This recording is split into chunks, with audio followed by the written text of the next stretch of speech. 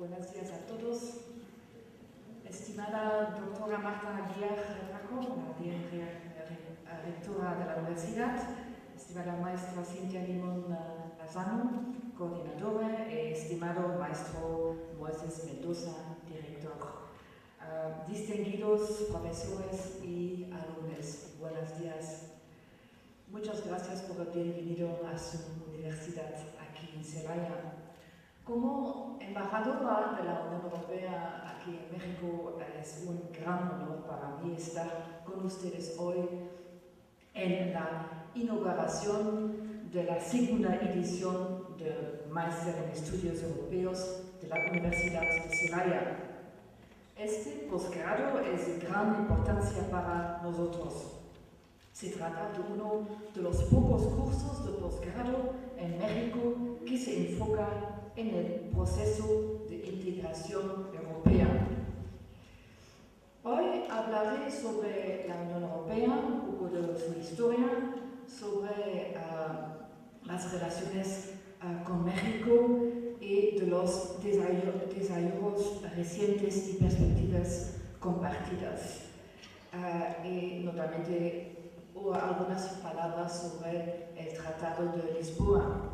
Y mi objetivo es que al fin de mi presentación ustedes estén convencidos que la Unión Europea es un socio importante y estratégico para México. Estuve esta semana en Bruselas porque había por la primera vez la visita oficial de su canciller, la señora Espinosa, en Bruselas. Y fue una visita muy importante. Ella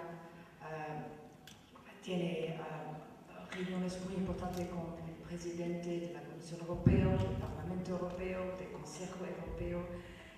Fue un muestro de la importancia que México tiene a las relaciones con Europa y viceversa.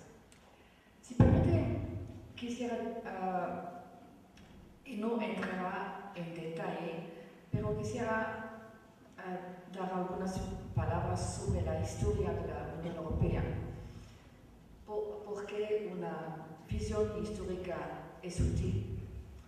Por siglos, Europa para México significaba España.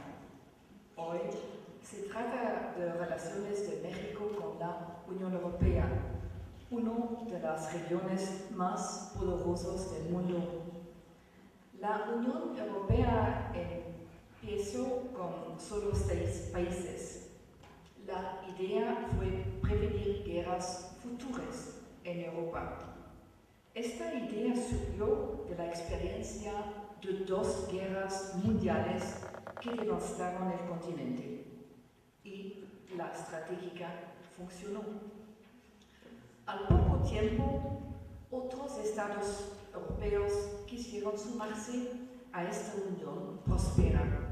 Esta unión basada en valores y principios clave como la democracia, el respeto de los derechos humanos y el Estado de Derecho. Más recientemente, 10 países europeos, los que se encontraban detrás de la cortina de hierro, se sumaron a la Unión.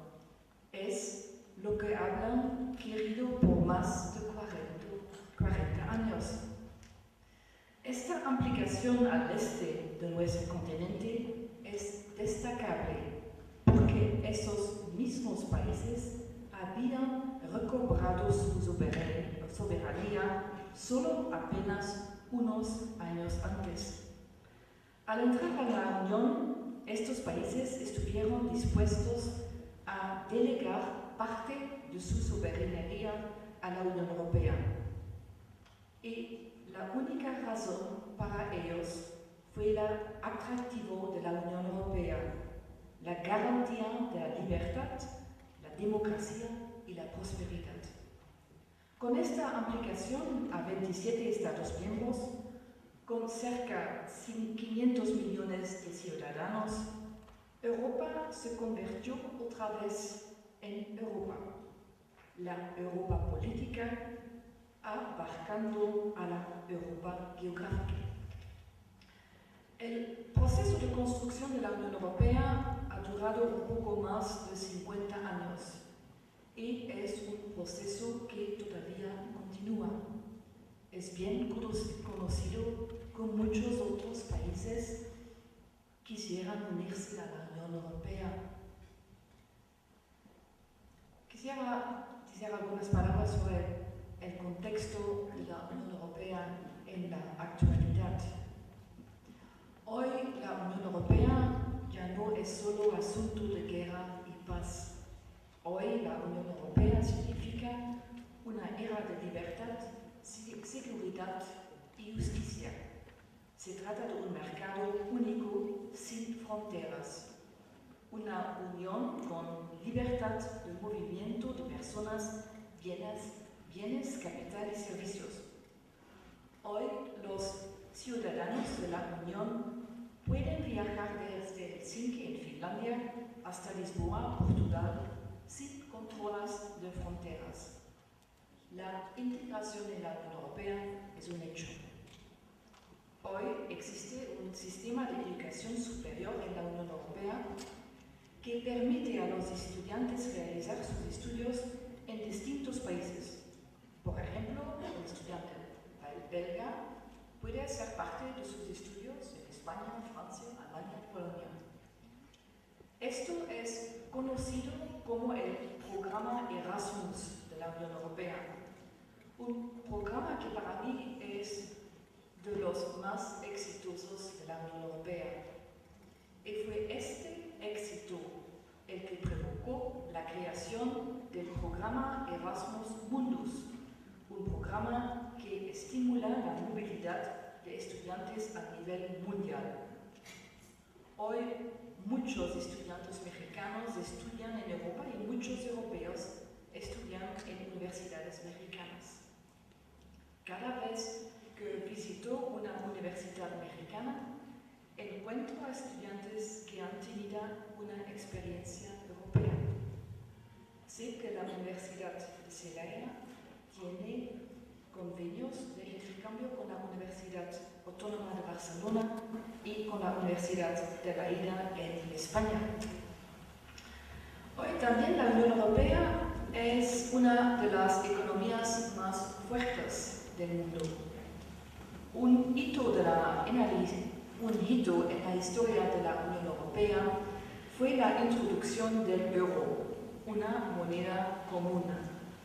Esto implicó que los países con una fuerte moneda nacional estuvieran dispuestos a llegar estos símbolos de identidad nacional. Yo recuerdo muy bien que Alemania, por ejemplo, tomó la decisión de adoptar el euro el mismo año que celebraba el 40 aniversario del marco alemán, el Deutsche Mark. Esta fue una clara señal de valor y confianza de Alemania en el futuro de la Unión Europea. Pero ustedes se preguntarán, ¿y qué pasa con la crisis del euro? La respuesta es bastante simple. El euro mantuvo su fortaleza a pesar de la crisis. Gracias al euro y gracias al apoyo de la Unión Europea, las economías nacionales más débiles sobreviven. A diferencia de lo que prevían los expertos, o algunos expertos, la recuperación de la economía de la Unión Europea fue más rápida de lo esperado. En este contexto quiero destacar que la Unión Europea se fortalece después de cada crisis. Es nuestra experiencia.